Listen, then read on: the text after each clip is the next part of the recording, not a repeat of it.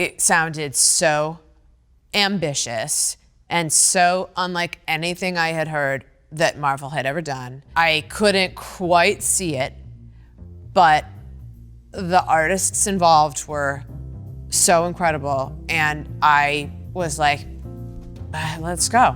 Like, it just felt like a dive into like an ocean of who knows. I'm Kathryn Hahn, and this is the timeline of my career. Andy Anderson, Benjamin Barry. Please come in. Hi, welcome.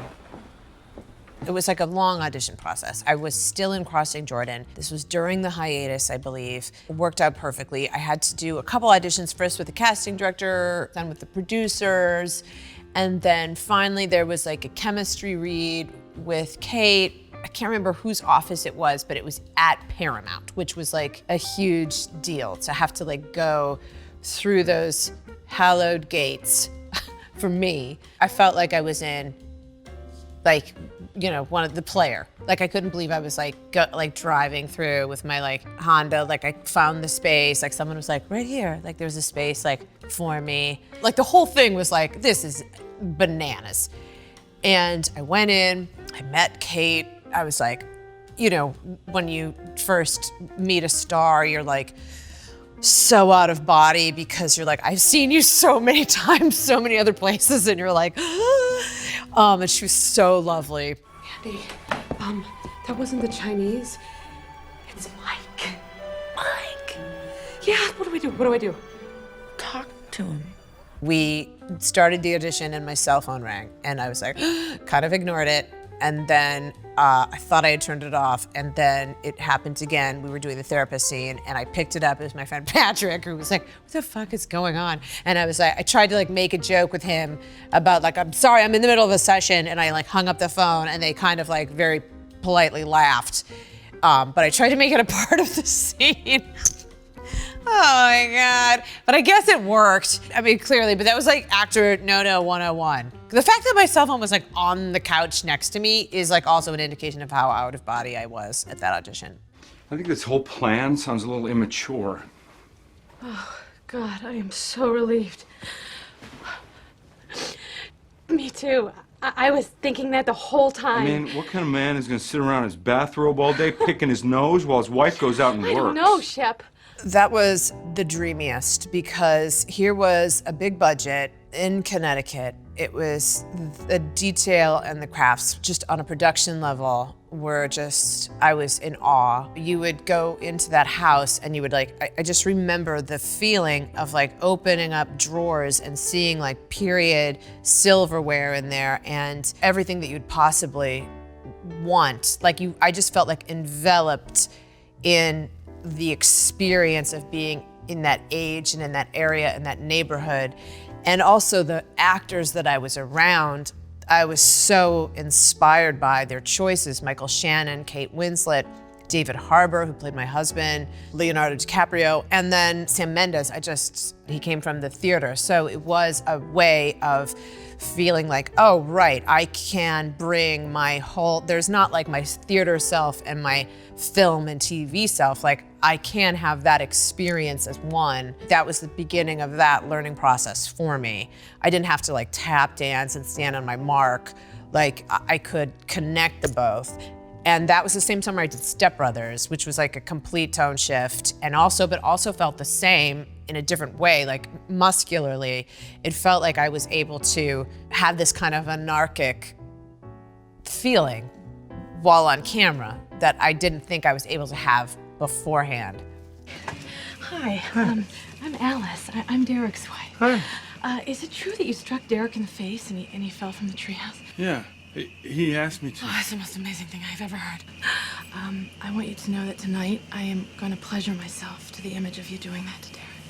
Adam McKay wrote an incredible script and we would do it once as written and then we would go off. And sometimes it would have zero to do with any story that was on the page. And I mean, John C. Reilly and I, our story could have been so much darker than what was ultimately on camera. Hi, my name is Jim. Want to suck my dick for money? No! It's just me. Oh my God. Hi. What are you doing? This is the men's bathroom. Happy anniversary. It's our second date. What? In our bathroom scene, we had planned a murder and a cover-up as a way to, it got real dark, some of those improvs, but Adam really did allow us to go there. I think that's why I keep using the word anarchy, because it really felt that way. And the pleasure and the trust and the faith that he gave us as performers to be able to like jump off that cliff was so thrilling. And that feeling of like I just wanted it, I just felt very greedy for it and the work to come. Like that was the feeling that I really wanted more of, was that feeling. That like you could do takes that were like, oh, and then, but that was because then you knew that there was something maybe on the other side that was gonna be like, you had to get through that thing that was shit city to find something that was like magic on the other side. And that was a real thrill. Do you know Joe Biden? Mm-hmm. He's on my celebrity sex list. Well, he is my celebrity sex list. Oh, trust me, you can do better than Joe. I don't think. It's crazy to think about Jen Barkley now, or at least like years after that show wrapped, and like who we got to see in Washington emerge during that last administration. Yeah, she was kind of modeled on a bunch of different humans, but I would say it would be the person that just didn't even give a shit about any party. It's just about money and power. So her loyalty was nowhere but just winning. Mike Schur and those writers were pretty prescient, if that's the word, in terms of what was around the corner, which is so crazy. They're still some of my dearest pals in the world are those women. And I think Mike and that writing staff like were able to write so brilliantly to each character's strength. It was like you would open it up and it was like, of course, like it was so perfect for each person. And I remember the dance parties that would take place in the hair and makeup trailer after every lunch before hair and makeup touch-ups that Amy would spearhead. She was such a fabulous #1 on a call sheet. Yeah, the fact that like we're still dear pals is such a testament to that group of humans. They made me feel so welcome. Still no sex. Lost count. 6 months? That's a long time. You know, I feel like there's a lot of couples that probably go through dry spells. Not healthy couples, no. First of all, I saw myself so deeply in Rachel, and the making of it, which was kind of like I think a 3-week period, 6-day weeks. We shot it maybe a couple blocks from where I lived in Silver Lake. We ended up using my minivan because the car that they had rented couldn't fit the camera equipment. So like I would find like power bar wrappers and like crinkled water bottles in my back, in my the trunk for weeks after, and I'd be like, like it was just it felt the closest I had felt to like the magic of doing theater with an ensemble that I had felt since school. Like it was the deepest dive in the shortest amount of time. Like we just dove right into it, and it just felt like play. It was like this, it was the smallest, like Jimmy Frona, our DP who went on to do Transparent and I Love Dick, he just was there to catch it. Like we were there for him, he was there for us.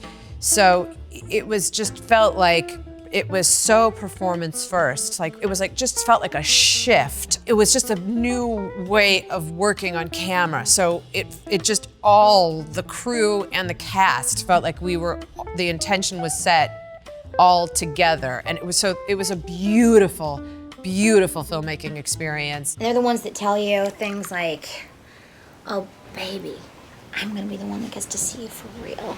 I'm gonna help get you down off of this pole, blah, blah, blah. We call them Captain Save-A-Hoes. Captain Save-A-Ho, that's hilarious. Internally, as an actor, it was a game changer for me as to what I could do on camera and what I was like capable of, I think. So now I've got just crunchy, crispy old lady eggs. Just, it's like a... Yes, I definitely needed a guide since I was raised Catholic. I was a recovering Catholic. She hooked me up with Rabbi Susan Goldberg, who is incredible and still a friend, and a special, magical, brilliant being. And we, I knew I never would be able to become a rabbi or know all of the knowledge. Like, I never would even pretend to be able to do that. But Rabbi Susan was a dancer. She's a mother. She's like a lot of other things besides rabbi. And so I was able to kind of absorb her stillness and her eye contact and her centeredness, which is like not my natural rhythm or my motor. So listen up, bubbies, 'cause I've got news. You can't run away from your sadness. It'll find you.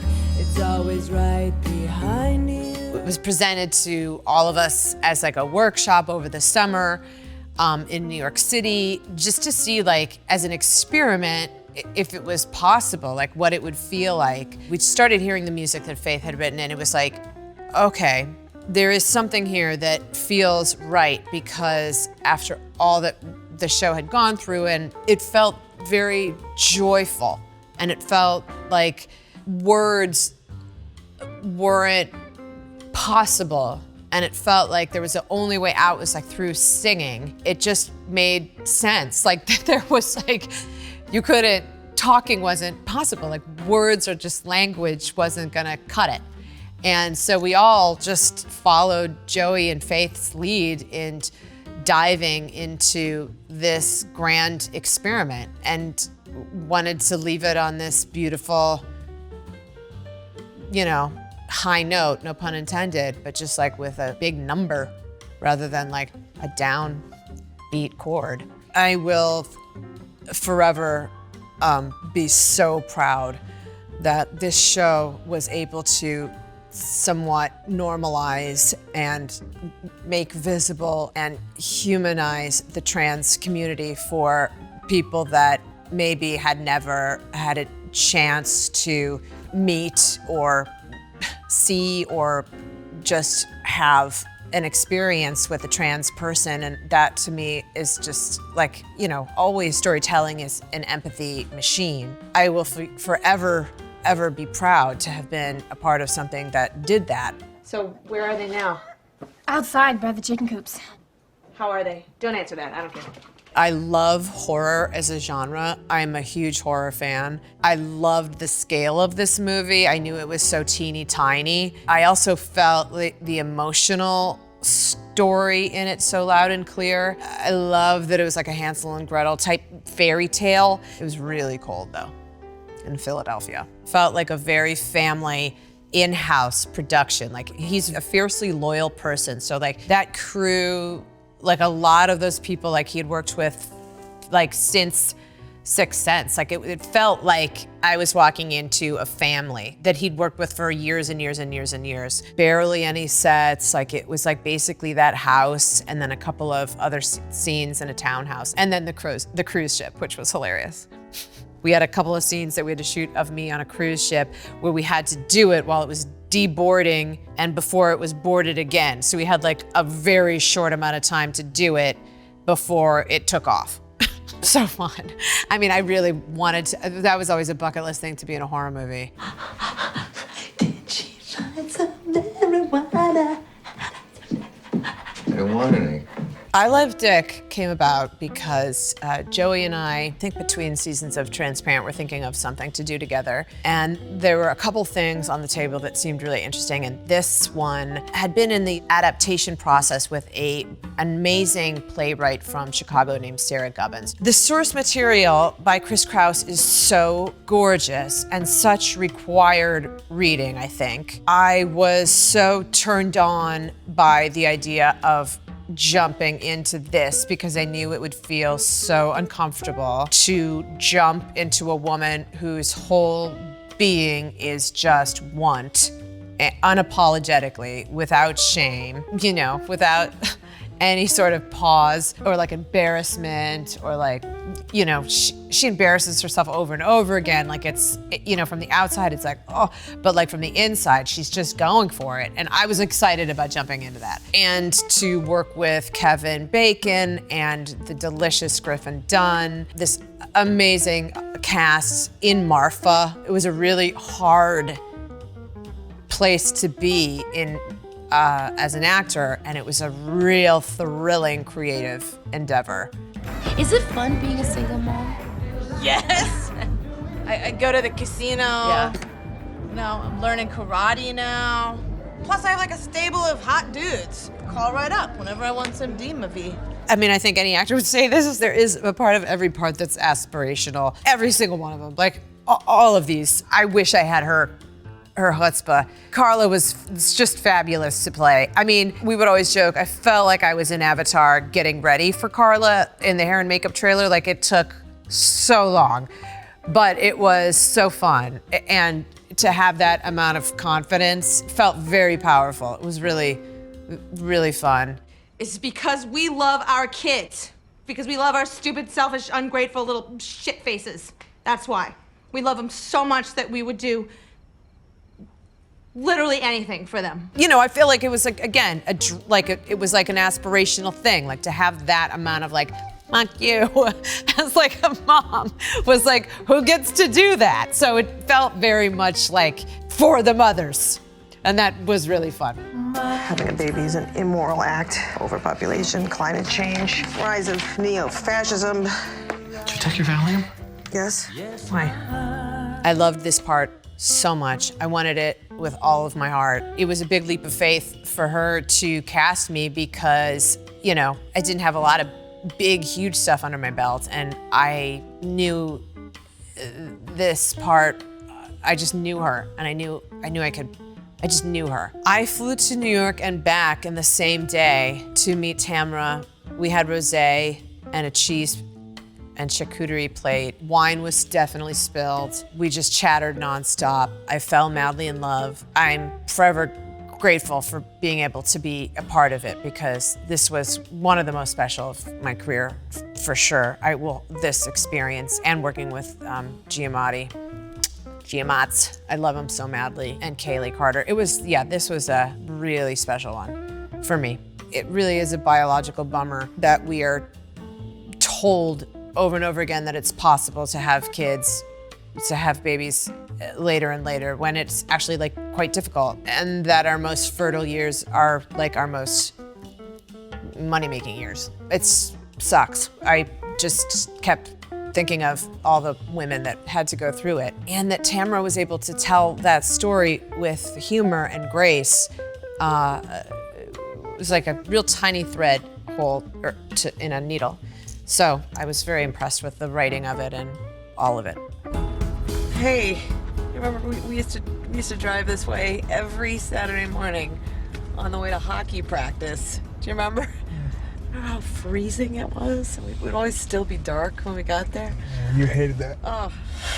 Remember, you were so happy when I quit. Oh, God, I was thrilled. First of all, it's Tom Perrotta. I think his work always lends itself to such incredible adaptations, and I was curious that he was curious about this. There is something about this chapter of a woman's life being always kind of like shrouded in this invisibility. Like, once she has kids and once like the kids leave the house, that like her life just becomes kind of like over. And I was excited about exploring that it's not, like that there's so much more life, and that a lot of that life includes her sexuality. I was excited about that, and the duality of trying to raise a son in this age of internet porn, and that a kid is learning so much about sex and intimacy from their devices is also something that's like, and then you throw that kid in a college and then you expect them to know about consent and what sex looks like, and all that stuff was just like, felt very fertile, no pun intended, as material. Look, it's the star of the show. Agnes! I'm sorry, what did you say? Oh, I brought my pet rabbit for your magic act. This is something I never saw coming. I went in for a general, like I had no idea what it was for, like it was just to kind of say hi and with no expectation, and those usually lead to nothing or something like years down the line, like I had no idea. But I always knew that if I were ever to be in a Marvel sitch, the best thing would be to be a villain. You know, those are always like, in my mind, the coolest parts. And I had played Doc Ock Into the Spider-Verse, which I love that movie. For this, they called me back like 2 or 3 days later with an offer for this show, this series, to meet with Matt Sheckman, the director, and Jack Schaefer, the writer, and Mary Livanos, the producer. They had the whole series laid out. They had Agatha Harkness, the comics of her. So I knew then that what I was being pitched was a centuries-old witch that touches on in a lot of different places in the Marvel universe, and she had been so many things to Wanda and to a lot of other people in the Marvel universe, but in this case, she would be like the antagonist to Wanda and would have her own theme song. And I was like, what?